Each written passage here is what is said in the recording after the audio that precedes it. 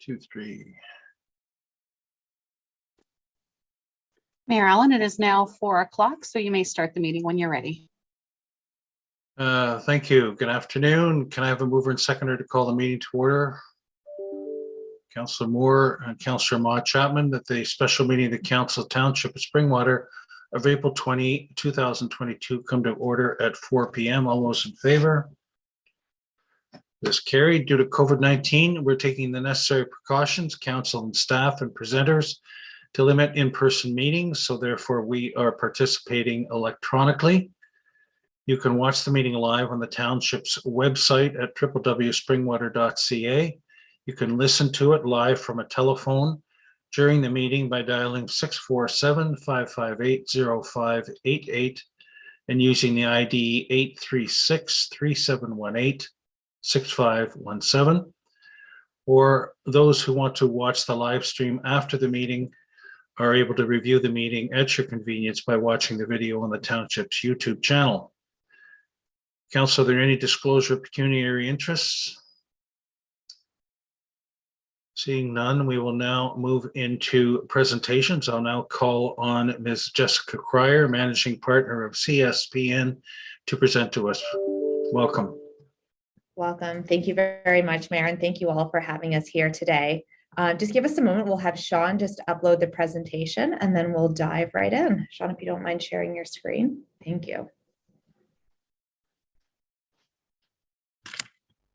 Wonderful. Well, good afternoon, Council and attendees. Thank you very much for providing us the opportunity to present Phase 2 of the Service Delivery Review. As mentioned, my name is Jessica Cryer, and I'm a Managing Partner here at CSPN. So, building off of the Phase 1 Resource Capacity Report, today we really wanted to go through 2 key items with you. The first being the service-related recommendations that the team has generated, and the second being the key performance indicators and measurement framework that we've developed. You'll notice that we've allocated sufficient time for question and answer towards the end of the session. As you may recall, the purpose of the Service Delivery Review was really twofold. It was about supporting Springwater to continuously deliver exceptional service in the most efficient and effective manner.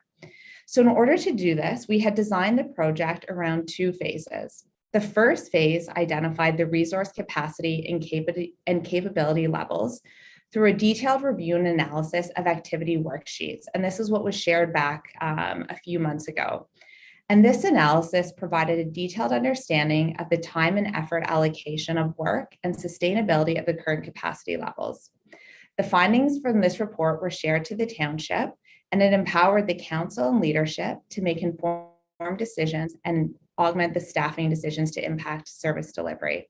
Coming out of the first report, the insights allowed council to approve 8 additional staff recommendations.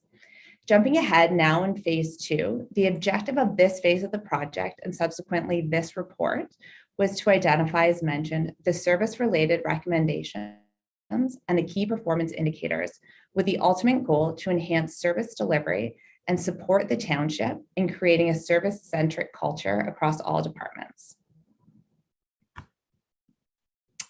So today there's a number, as I mentioned, areas that we want to explore, but before we do that, I wanted to provide a bit more context on the research and the analysis that went into the development of this report.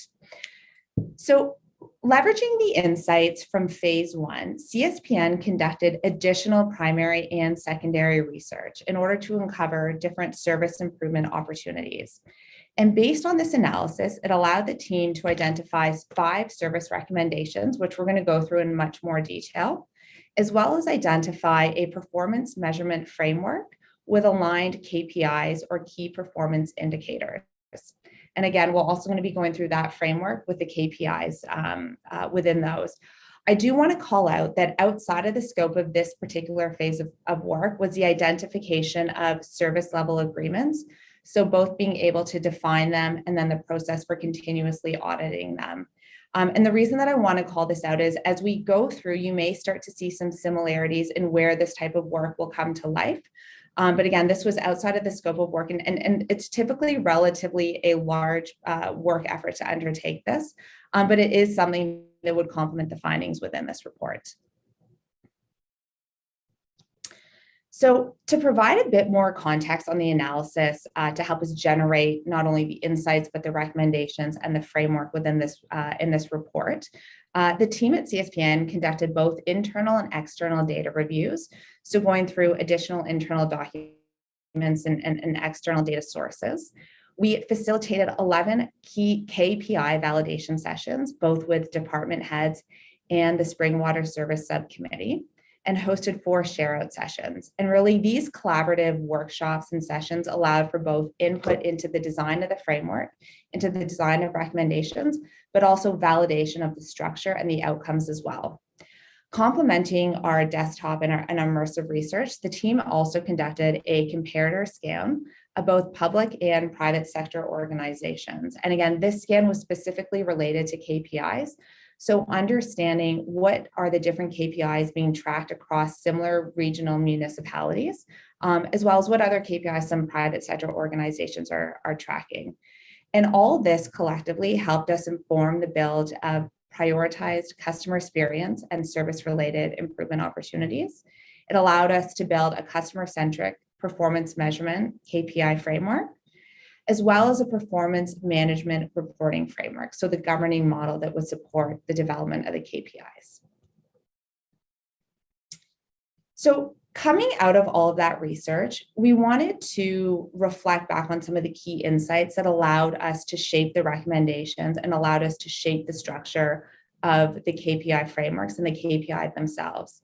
Now, many of you may recall some of the more salient points that came out during the first phase of the project and the resource capacity review. And a lot of these that were pulled through in the additional research are aligned to that, but we did want to highlight them just given the connection that they have to the development of the recommendations as well as the development of the KPI framework. So the first insight that we saw was around the senior staff role misalignment. And again, this was a key theme or message that came across within that first report, but it really was around the amount of time senior management was spent working on more operational day-to-day tasks versus strategic priorities. And you'll see this is going to be a critical consideration as we start to go through, again, some of the recommendations where focus will shift to developing and being able to support some of those strategic initiatives. The second insight was around governance. And one of the key things we found that there was a clear absence of a long-term strategic plan and existing KPIs right now within the township. So without these two pieces, it really is difficult or more challenging for council and for leadership to be able to make confident service-related decisions that are based on facts and trends. So it's the absence of this data is what's driving the challenge around being able to effectively provide a governance and decision-making around that. Related to that is the IT-enabled performance measure. So as we mentioned, there's no current plan or KPIs in place, but a lot of the challenge surrounding that is limitations with technology. And so you'll see as we start to go through the KPIs in much more detail, what the team did was provide an initial level assessment on the feasibility of tracking some of the identified KPIs. And the core theme that came out here was that technology may be in place, but there's limited ability in order to do it automatically. A lot of it requires manual intervention. And so it's really this strain that is making the collection, review, and analysis of data and information challenging. The next insight was around future state resource requirements and skills. And the reason we wanted to pull this insight through and became relevant as well, again, as you'll see in the number of recommendations is understanding what are the skills and competencies of the staff that it's going to be required to either A, facilitate the design of this in-house or work with a vendor to support the delivery of this and the ongoing sustainment and the successful application of a number of these recommendations. And really the insight around this is, as we talked about previously, there really is a war on talent and making sure that the township is in a position to recruit for and hire the right skill set to support the implementation of the recommendations, as well as the implementation and the ongoing management of KPIs. And finally, related to this one was around resource planning. Again, is helping staff understand what do those succession plans look like? What are the technical and the soft skill competencies that are going to be required in order for resource to be effective? And again, this is a critical element as we start to think about specifically related to KPIs, for example, and we get into service level agreements, is making sure that we have the right people in the right roles consistently to be able to deliver services aligned to what those defined expectations are. So leveraging those key insights, leveraging the research the team had conducted, we came up with 5 prioritized customer service / customer experience recommendations. And so we're going to go through each of those in more detail right now. So as you can see, we have the 5 that are listed here, and we wanted to prioritize them against a time scale. And the reason we did this is to understand any dependencies amongst the recommendations and what is that optimal order of sequencing as some of the recommendations start to build off of one another. So the first recommendation that we looked at was about defining a customer service strategy. And really at the highest level, it's about being able to direct improvement initiatives towards a common vision of service excellence. So you'll see this is situated within the short term, and this is really going to become the foundational recommendation of which the other 4 are built upon. And so we suggest that one coming into play first. The second is around incorporating a customer lens within the IT master plan. So the IT master plan is the project that's currently underway right now, but this recommendation is really about ensuring that future technology advancements support and enable the defined customer service vision. So naturally, this would fall after the customer service strategy to make sure that that assessment is aligned to what the vision and what the ultimate strategy is suggesting. Related to technology, the third recommendation is around expanding the citywide service functionality. So this is a more kind of focused recommendation saying, you have a great technology stack here with citywide. How can we use this to enable that customer service vision and strategy, which comes out of the first recommendations, as well as the KPI framework that we're talking about. So taking a systematic approach to undergoing that assessment. The fourth recommendation is more process oriented, and that's about developing an approach for a centralized or shared service model. And so again, at the highest level, it's about understanding how can the township streamline service delivery across departments in order to optimize service-related data gathering and analysis. And so we'll talk about what does that look like from a process angle as we get into that one a little bit more. And then finally, the last recommendation is more on the people side of things. And in this one, when we're referring to people, we're referring to the citizen side. It's how can we build a voice of the customer program so that we're actively and consistently integrating citizen feedback to support decision-making and prioritized improvements. And the connection with this one is being able to, as we look at recommendation 1, which is really about designing that service strategy, is how are we making sure that we're bringing the voice of the citizen in so that when we define what great service is, it's aligned to their expectations. When we generate new initiative and improvement opportunities to enhance service, it's based on the needs of our citizens. So this recommendation is about creating a formalized program in order to support that. So let's dive in. So the first recommendation, and again, the objective of today is to go through this at a high level. The report that was submitted does have further details related to each of these recommendations. So today, again, is to go through it at a high level and talk through some of the implementation requirements or considerations that would be aligned to each of the recommendations. So the first recommendation, which is about defining a formal customer service or customer experience strategy. So really what that means, it's about defining a strategy that ultimately connects the dots between what citizens expect from their local government, so in this instance, the Township of Springwater, and how the township can then subsequently participate in this transformation of customer service, and how all the departments within the township can work together to consistently drive a positive customer experience. So typical elements as you look to build this strategy would be stating what that overarching customer service vision is. What are the guiding principles that would support the activation of that vision? And how do we then further activate it again from the people side of things, from the process side of things, and the technology side of things? And so it's that all-inclusive document that is, as someone takes a step back and says, you know what, this is an initiative we want to move forward, someone's able to reference and say, yes, this will move, this is aligned to our vision for overall service, and these are the ways in which it will help reinforce it. So in terms of the implementation or the build of this strategy, there's a few factors we looked at. One is our recommendation is looking to partner with a vendor in order to deliver this and co-create this service strategy. So typical costs for that are around the $25,000 to $50,000 range. Again, we talked about this being short-term in the sense this is truly foundational to set the stage and ensure success for subsequent service-related improvement opportunities. And now from a project owner side, for each of the recommendations, what we've done is we've taken a preliminary perspective on who within Springwater should own this project in order to see it through to fruition and ultimately success. And so for this specific one, our recommendation was around Service Springwater Subcommittee. And just for context, the Service Springwater Subcommittee, it's an internal committee that's currently made up of senior management. And these individuals have been proactively brought together to create an organization focused on customer-centric related activities. And so this is a great example of bringing in different individuals from different departments with different perspectives, but with that ultimate goal of fostering customer service and customer experience. And again, so for this recommendation one is have this the Service Springwater Subcommittee own the design and development of this in partnership with a vendor.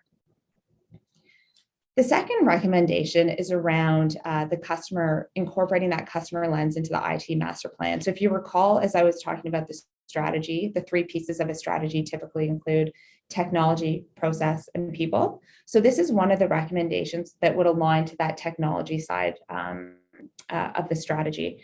And what we're ultimately recommending here is for the township to take a step back and say, we understand we have future planned technology enhancements that are going to happen. How are the current and projected enhancements going to support the requirement for not only service delivery, but KPI tracking as well? And so to use that customer lens to understand what features and functionalities of current systems can be activated, can be enhanced, and what potential new technology stacks would need to be supported in order for us to achieve and realize our vision.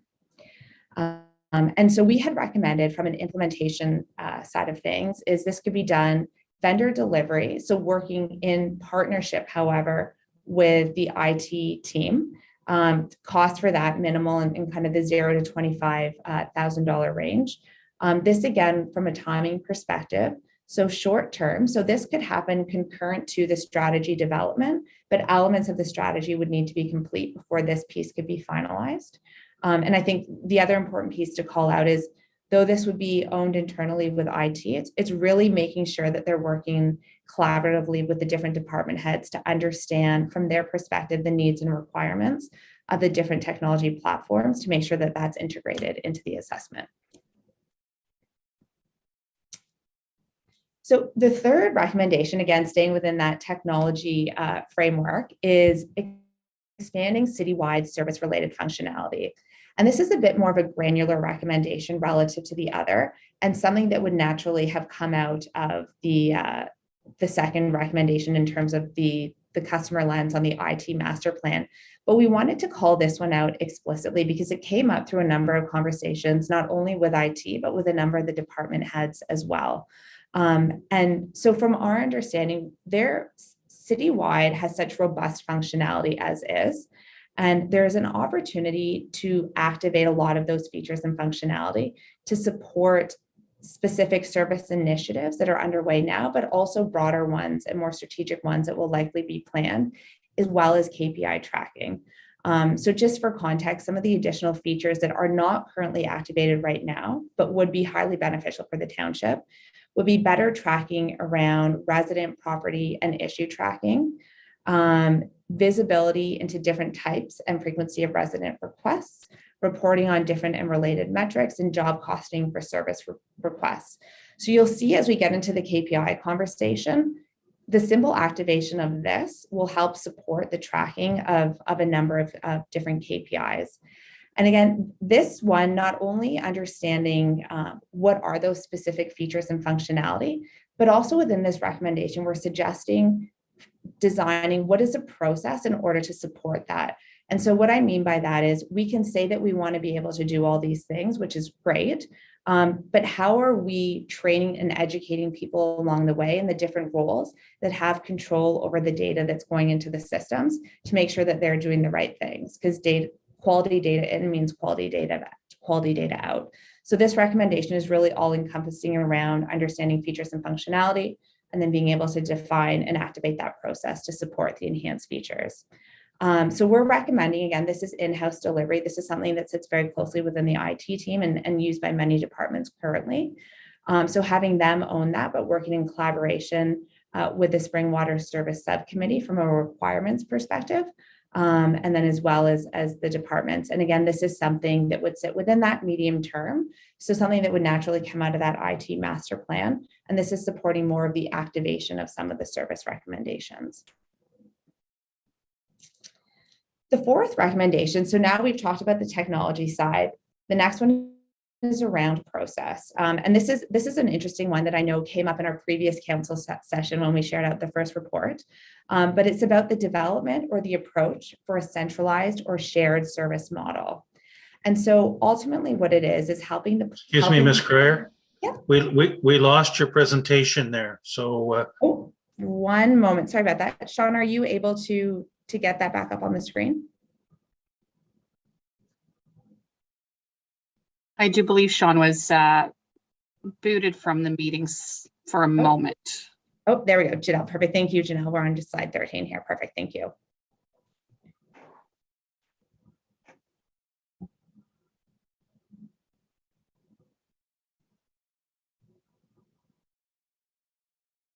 okay. Perfect. Thank you. Thank you, Janelle. Oh, sorry. Do you mind just going back one side? There we go. Wonderful. Okay, so I'll start over. So the fourth one again was around the process side of things, and this is about designing a centralized or shared service model. So it's ultimately coming up with a plan from a people, processing, and technology side for shared service of how to create a one-stop shop for service interaction. So who is that front-facing agent to then triage inbound customer requests and delegate those to the appropriate individual. And so it's understanding how do we activate that model and how do we bring it into the township, and how do we leverage the current skill sets of existing CSRs within the township, but have all interactions initially funneled, like I said, to that primary kind of individual or service team. And within this recommendation, and again, detailed out in the report, it's important to note that and understood that there are CS roles across departments within the township.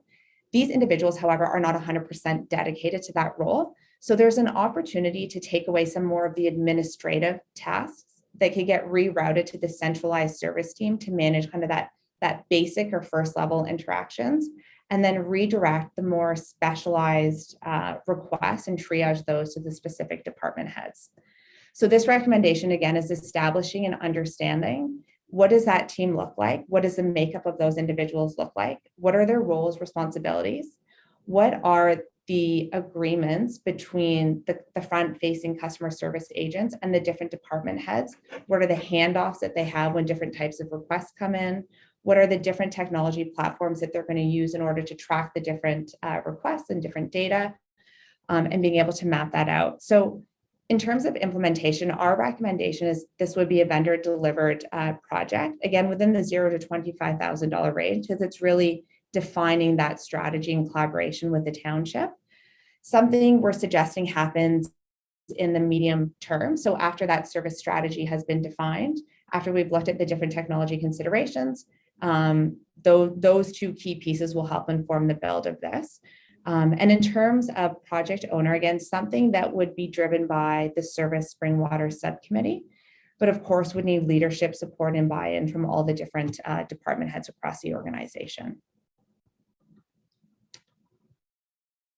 And finally, the fifth recommendation, and now this sits within the people side of staff. And again, as I mentioned earlier, people being the citizen in this context, but designing a formal voice of the customer program. And really what this looks to do is it allows an organization to take a more strategic approach in terms of how they capture, analyze, and report on customer feedback. and how they use that feedback then to fuel strategy development to support different service-related strategic initiatives. And so when we look at a voice of the customer program, it's understanding what are the key interactions that citizens have with the township. Where in those interactions can we put listening posts to collect feedback? And how do we actually want to collect it? Is it going to be through digital surveys, through phone surveys, through interviews, through focus groups? But it's being able to map out that whole ecosystem, and then also being able to say, what is the right technology solution that will allow us to do that? And these programs can get fairly robust and sophisticated, but typically the best approach is start small and scale up, but work towards a common vision or strategy on how we're collecting and why we're using this feedback. So again, our recommendation is something that this would be vendor delivered, owned by the Service Springwater Subcommittee team. This is definitely something that can happen in the longer term. And from a costing perspective, we put in 50 to 100,000. This is quite variable in the sense of the costing is associated with the actual strategy development is one element to it. The other element to it, as I mentioned, was around the technology platform. So what technology are we using to conduct surveys? Looking at anything as simple as a Survey Monkey to something that's much more robust like a Qualtrics. So you can imagine kind of the scale and variability in costing there. And again, the different levers that you can pull to manage that. So a rough ballpark on what that could cost, but it really is about starting with a strategy and being able to scale up on that. So those were the 5 service-related recommendations that we had come up with, again, based on the insights from research within the second phase, but also pulling in feedback that we heard within phase 1. Now, the second objective of this specific phase of the project was to identify different key performance indicators and come up with an overall framework of how do we want to align those KPIs and how can we start thinking about how we track KPIs. Because ultimately KPIs, and again, ones that are hyper-specific to the township, will help Springwater better understand how they're performing in direct relationship to their strategic goals and objectives. Because ultimately their goal is to help you monitor the execution of strategy. So that's the planning side of things that we talked about, but also performance, which is operating.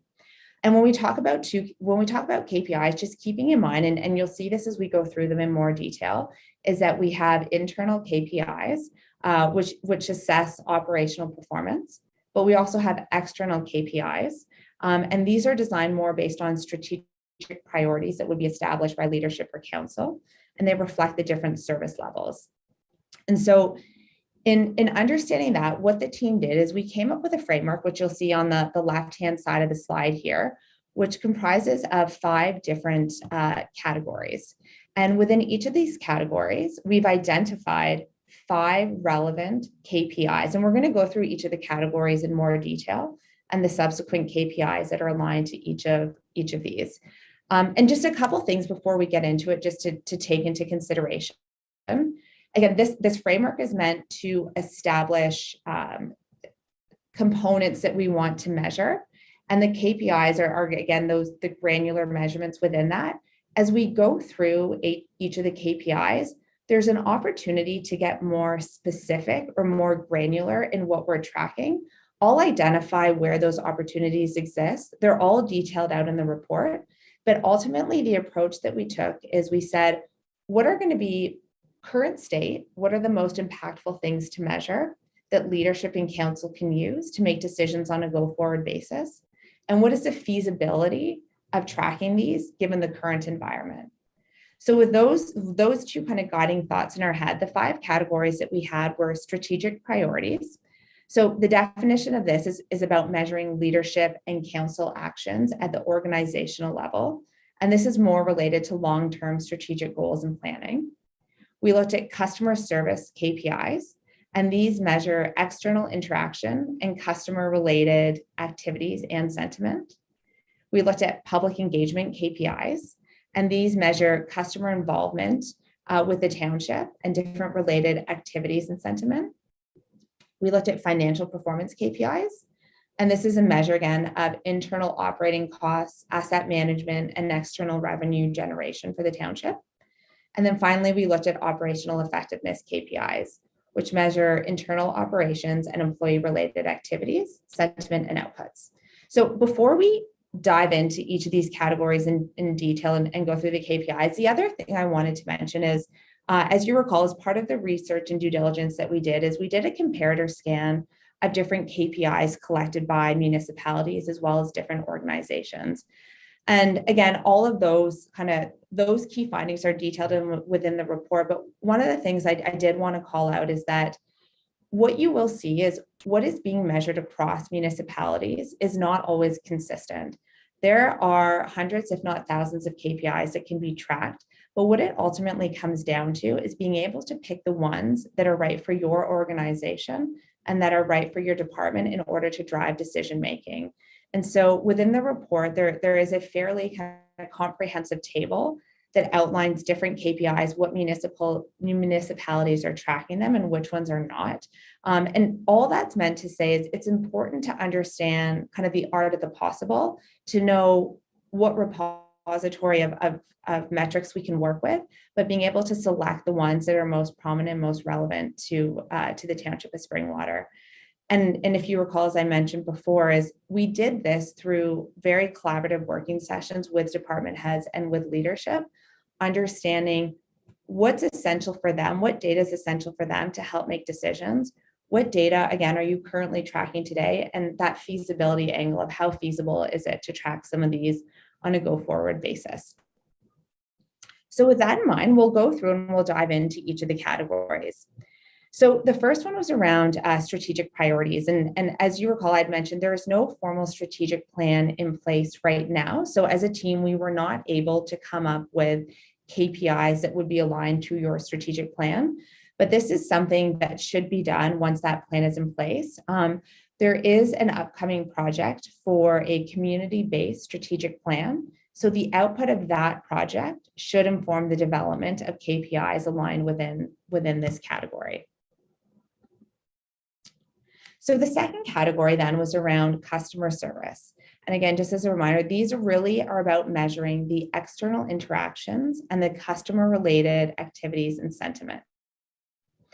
So the way that they're described here is we talk about what the specific KPI is, give a definition of what it is. And we also wanted to provide visibility into the ability for the township to track this. Because this is going to be an important consideration as we talk about the implementation of this performance measurement framework.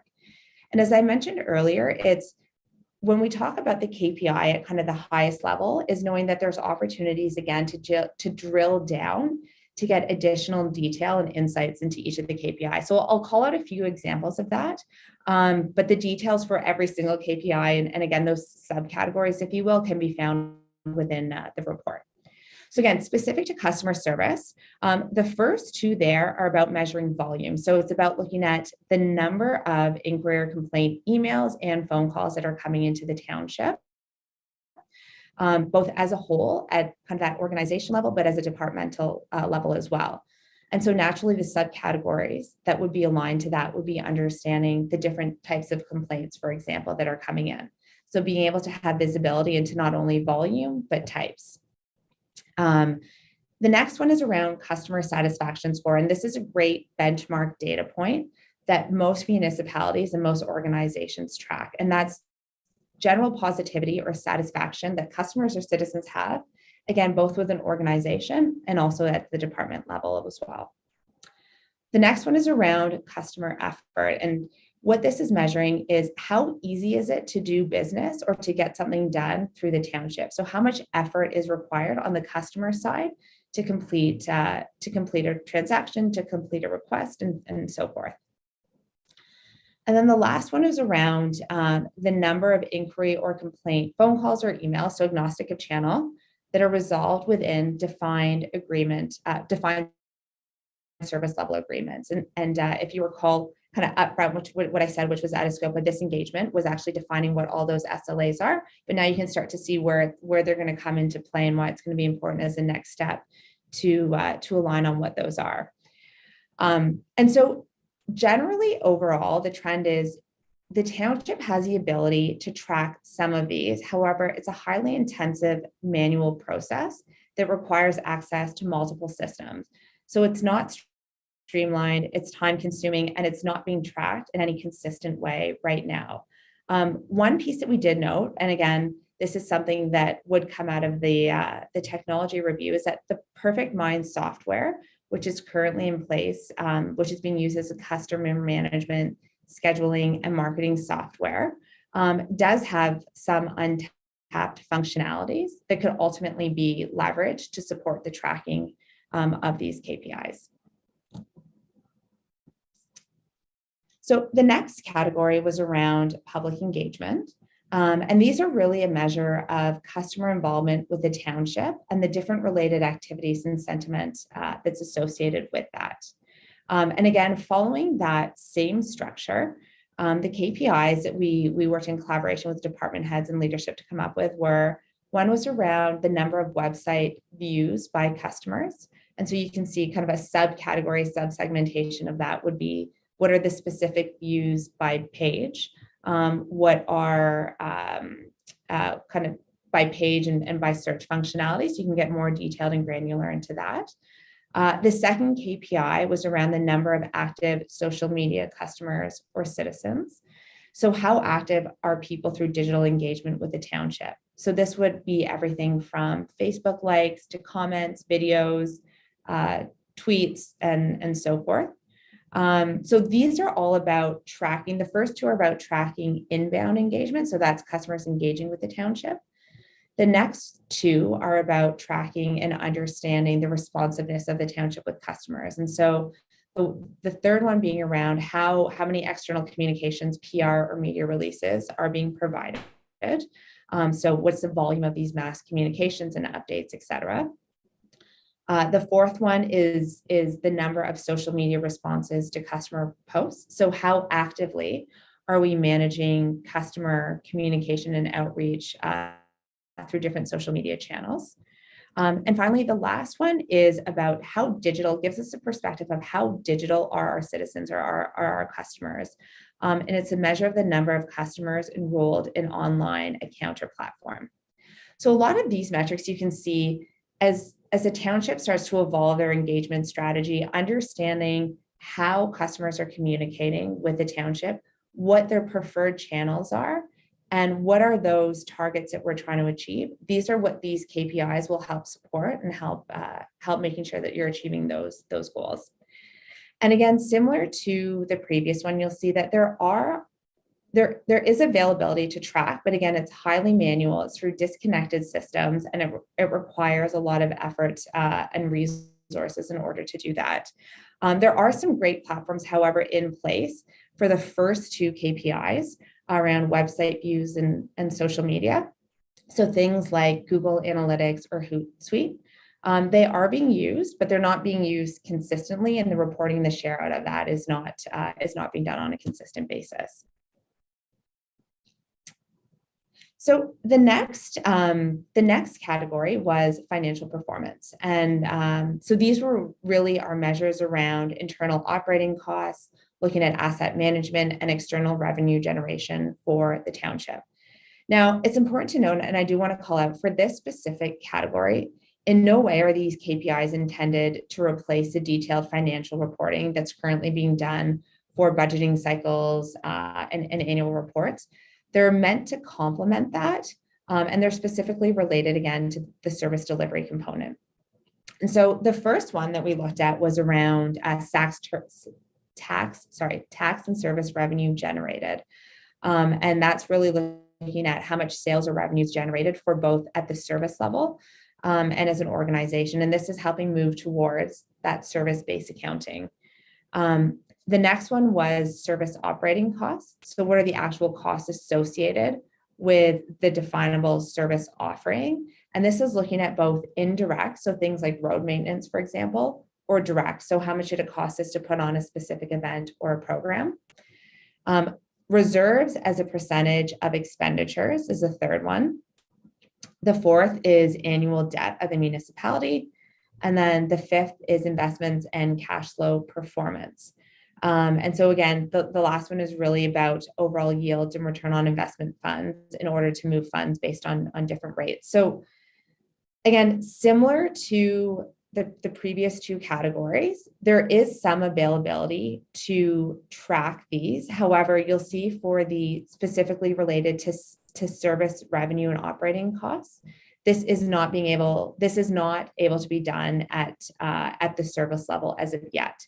But again, looking at and understanding the current technology stack and making sure that we plan for kind of subsequent upgrades and enhancements. One of the pieces we saw was that the implementation of Questica is planned and will address many of these metric tracking issues. And really the focus here is with that planned upgrade, it's being able to support the increased frequency of data collection and analysis in order to provide that quarterly or monthly measure and view. And again, the other element to call out here is that with these in line with, these KPIs that the finance department is working around this model of service-based accounting. And the last category is around operational effectiveness. So these are really KPIs that are going to measure internal operations as well as employee-related activity, sentiment, and outputs. So it's effectively measuring how are we performing internally and how efficiently are we leveraging resources in order to achieve service outcomes. And so the first one was around the number of online or self-serve tasks performed by customers. So this is looking at how independently, are our customers able to complete different types of tasks. So this could be everything from payments to applications, permanent licenses, things like that. The next one is about work hours lost due to absenteeism. So how many hours are we losing to people not coming into work for non-vacation related purposes? And as I mentioned, whether it's sick leave, absenteeism, people not showing up, but how many unproductive hours do we have? The third, again, employee turnover. So understanding the total number of employees that left, and then being able to, again, further sub-segment by whether they were terminated, retired, resigned, so forth. And you can even see here the next level of detail would then be being able to classify or codify what are the reasons for the different turnover. The fourth one is the time to complete various services and service activities. So how long is it actually taking people to respond to a customer request, to respond to an inquiry, to complete specific service-related activities? And this will give us a measure of how efficient the organization is. And then the last one is around roads and infrastructure maintenance tasks performed. And so this is a count of the number of activities that are completed by employees in order to maintain roads and infrastructure installations used by customers. So again, this is more of a volume count of understanding the quantity related to that. So again, what you'll see here is consistent with the other categories is that for all of these specific KPIs, there is minimal availability, to track them, but again, hindered by the manual completion required in order to do so, and also accessing multiple systems in order to pull the relevant information. One of the things to note, though, however, is citywide functionality can and should be expanded in order to fill some of the gaps. And again, so it's insights like this that as we went through and identified these KPIs and worked with department heads, helped fuel some of the broader recommendations. So you start to see the connection again between citywide has the opportunity to fill these voids, but hence recommendation number 3 around expanding citywide functionality. The other thing I just wanted to call out with this tool is like I said, it is very manual right now. Employees, I do have to give them credit. They've been quite creative in creating their own different models, so own different Excel models, for example, in order to capture different elements of service tracking. But again, this kind of resides within each individual employee to build that model, to extract the data. And it's, again, not done consistently, and it's not done across the organization. So now, again, taking a step back, so we've identified the 5 different categories for KPIs. We've talked about the current trackability of a lot of these metrics. And ultimately, what it comes down to is as you go forward and start to implement this framework and actually start tracking and measuring against these KPIs, is along that spectrum, where does a township want to invest time, money, resources, and energy in order to do that? So on the far left-hand side of the spectrum, Janelle, if you don't mind just clicking through to there, we have the manual side of things. And so in order to track the KPIs, that's saying we're going to take a resource-rich approach from a people perspective, and we're going to continue with the predominantly manual capture and tracking of KPIs. We understand that there's many separate systems where data has to be pulled, but that's kind of the process that we're going to. And so it's looking at systems like SurveyMonkey, Citywide, Perfect Mind, kind of going independently into each of those to pull data. Again, this is with manual, it's not necessarily consistent, and there is an opportunity for inaccuracy in data. Versus the other end of the spectrum, you move to the far right of the spectrum, and you get to that truly automated system for data capture and analysis. And it's being able to capture the majority of KPIs, at least within categories, within a single system. And so it's understanding amongst Citywide, CityView, Questica, Perfect Mind, what are the functionalities that exist there today that we can turn on or switch on that we're not currently using? And what are some of the other technology platforms or systems we may or may not need in order to support that? And so if you look at kind of current state where we are, Springwater is more towards that left-hand side of manual data capture. But for leadership and for council to decide this is something that we want to invest in, where along that spectrum do we want to sit?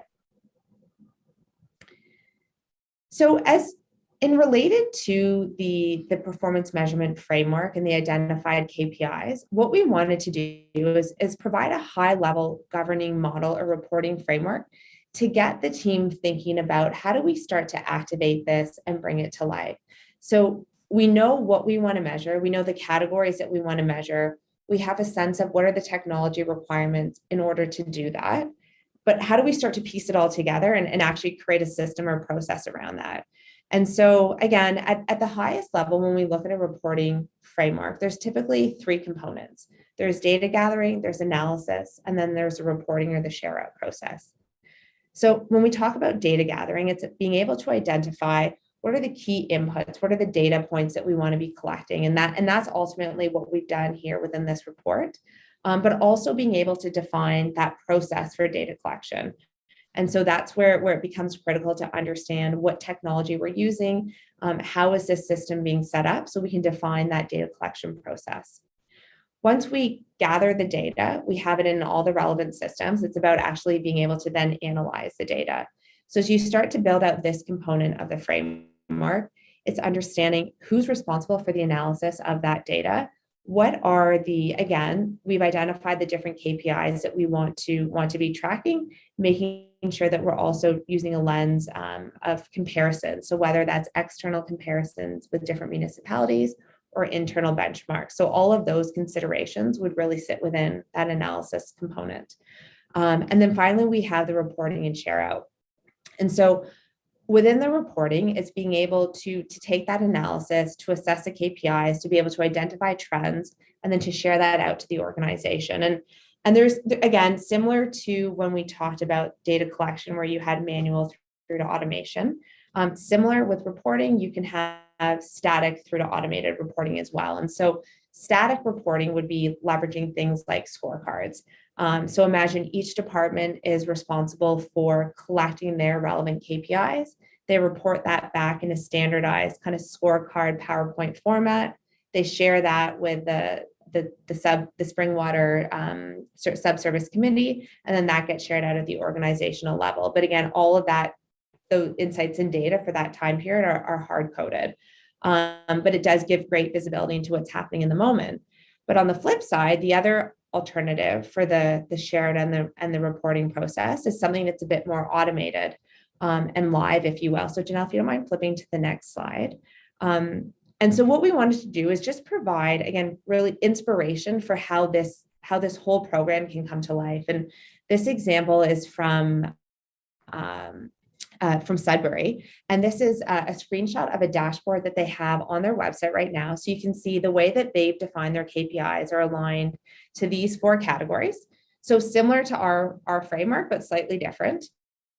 And anyone can go into the website, click through, click into one of the categories that they're interested in seeing some metrics for. And Janelle, if you just flip to the next slide.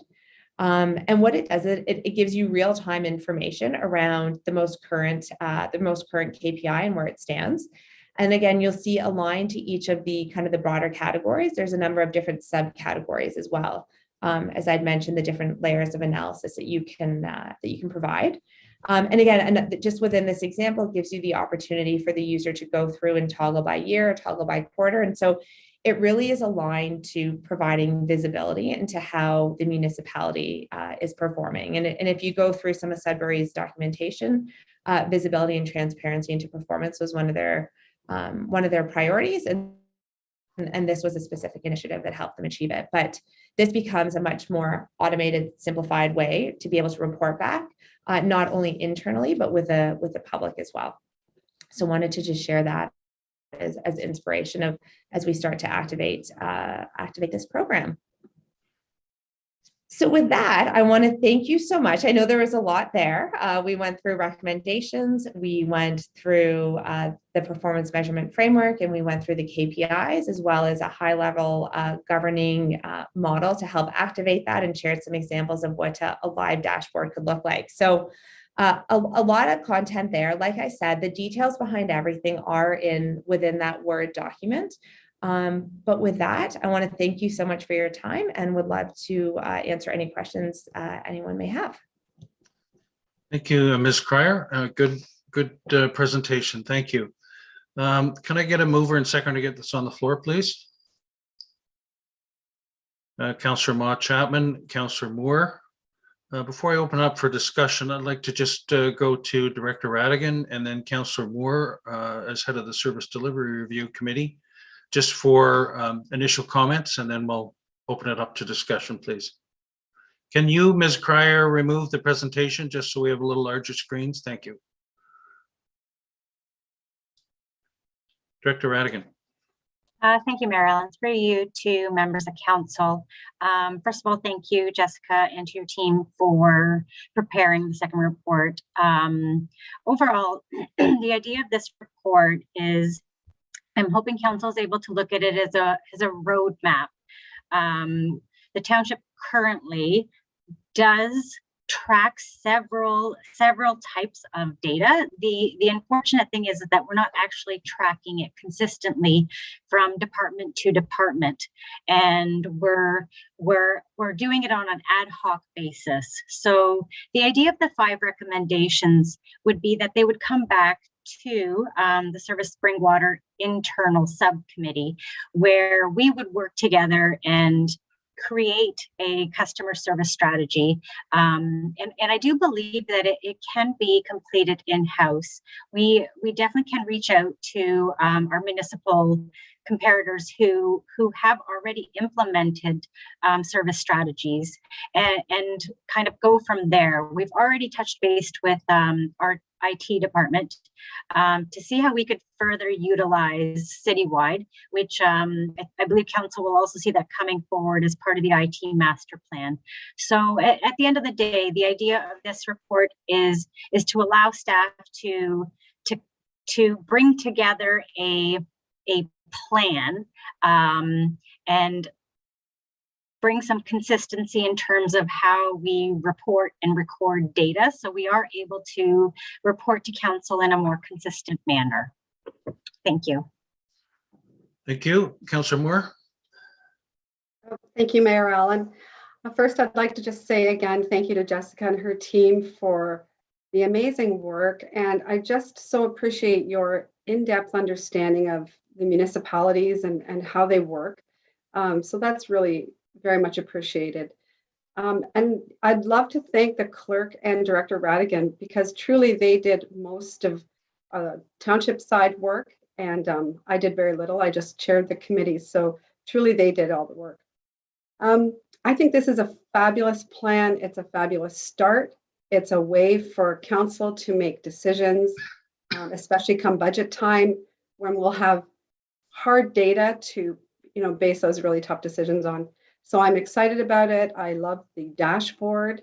I think that if residents can click onto our website and see that we're a little behind maybe in permits in one department or a little ahead in another, it adds so much value.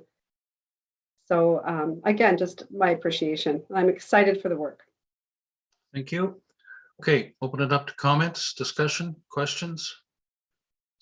Councillor Hannah. Through the chair to you, Ms. Cryer, over 11 and a half years, if you like, on council, we've had a lot of presentations from consultants.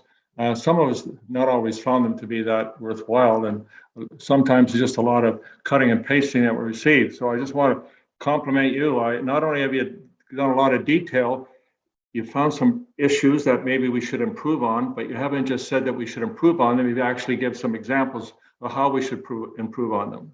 So I have two questions. The first one would be, if we could go to slide 7.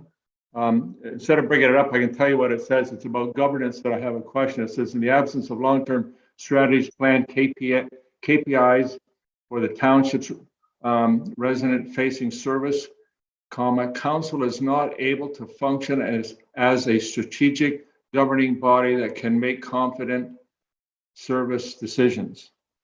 I'm not sure what you mean by that. I wasn't sure how to take it when you first read it. I thought maybe we weren't doing a very good job. So if you could explain that and how you reached that conclusion, I'd appreciate it. Thank Ms. Cryer? Thank you, Mayor. Through you, Mayor.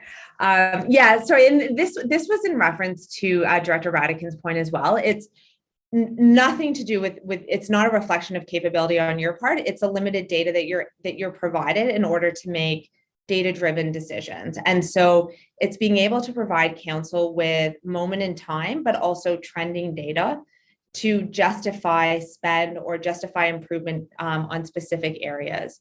So if we use the example of the resource capacity report, for example, if you had KPIs and benchmarks around more detailed around employee time and involvement and so forth, it could have potentially limited the need to do that detailed analysis for that moment in time. But again, that comment's not sorry, and I do apologize if it came off that way. It's not a reflection on your capabilities as a council to make strategic decisions. It's a limited data that's being currently provided to you on a consistent basis to base your decisions on facts versus opinions. Thank you. I'm not that sensitive. I just was curious how you arrived at that conclusion. My last observation, and maybe that's not for you, Ms. Cryer, it might be from Director Radigan, but looking at all the recommendations you provided, the 5 recommendations, all but number 3 are done outside. I think in-house is the only one, number 3, and if you add up the totals, they come anywhere from $200,000 to $225,000.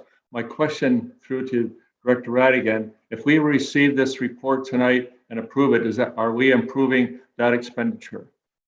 Director Radigan. Thank you, Mary Ellen, and through you to Councillor Hannah. That is not the intent of this report.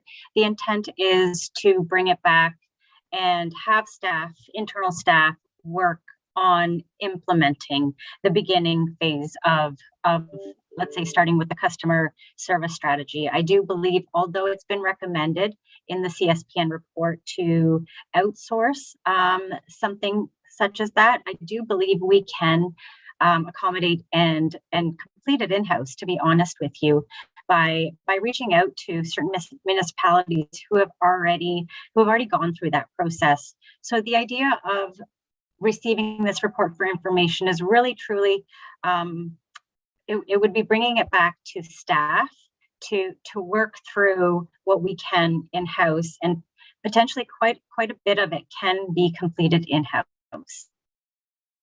Thank you. Just on that then, Director Radigan, just so that there's no confusion with respect to inferences, the resolution it reads receiving it and then approving the report, but the third paragraph says direct staff to move forward with recommendations 1 through 5, because they do have a financial component to them of 0 to whatever. would it, so it wouldn't hurt to remove that final paragraph of the motion to prevent any ambiguity? Clerk Ainsworth? Thank you, Mayor Allen, through you. I would recommend potentially keeping part of the last paragraph, but removing to move forward with, and just leaving that staff be directed to report back to council, if that would be Okay. appropriate. Other comments? Councillor Mott Chapman? Thank you, Mayor Allen. I just want to thank Jessica and her team. Very well presented. And I think once we have our IT master plan, this would probably help take going forward to see where we're sitting at with our IT. Because I think once we have that in place, all of this will help follow through, because I really think that we probably need to, I don't know the right word, but maybe increase our IT programs like citywide to help utilize all the data that we could possibly use. And then once, as Councilor Moore said, with budget and things like that, it will make everyone's time be more efficient, because we have direct data going forward. So I want to thank you. Thank you. Councillor Ritchie? Thank you, Mayor Allen. Question, what other municipalities of our size have you done this kind of work on? Ms. Cryer? Thank you, Mayor, through you. So we have done this we looked at Clarington, Stouffville was another one. Sean, what was the, if you can jump in here as well. Yep, there was North Grenville as well, and Midland, I believe, was another municipality we partnered with. And so for a lot of these, it was about defining, again, what is the framework, what are the KPIs? And then the next phase is around the implementation of that. And I think to Director Radican's point, some municipalities have been able to take that in-house and be able to document the right processes in order to collect the data, and then build the tools in-house to actually do it, or partner with the appropriate technology vendor. And again, just for just kind of building on that one step further, in terms of just to give you a comparator of the other municipalities and what they're collecting, like I mentioned, within the appendices of the report is a fairly detailed, lengthy table of the different KPIs and benchmarks that other municipalities are collecting. Follow on? Yeah, the reason why I'm asking that question, in your report, you had Montreal, Calgary, Toronto, Saskatchewan, there was Regina, and I found like these are all million plus population with multiple departments. So I find we're a completely different than these here.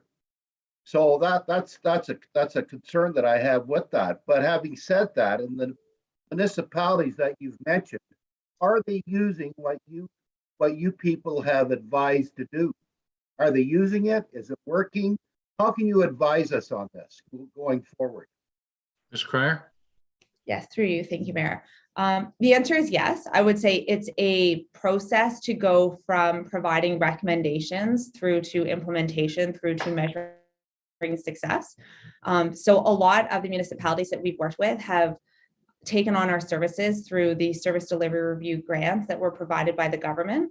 So between the time that grant started, that we've been able to go in and provide our services, I would say right now they've received our recommendations. They've deployed many internal teams. There's a few municipalities, like Stouffville is a great example of we're working with them to activate and bring it to life, and to go through and actually implement.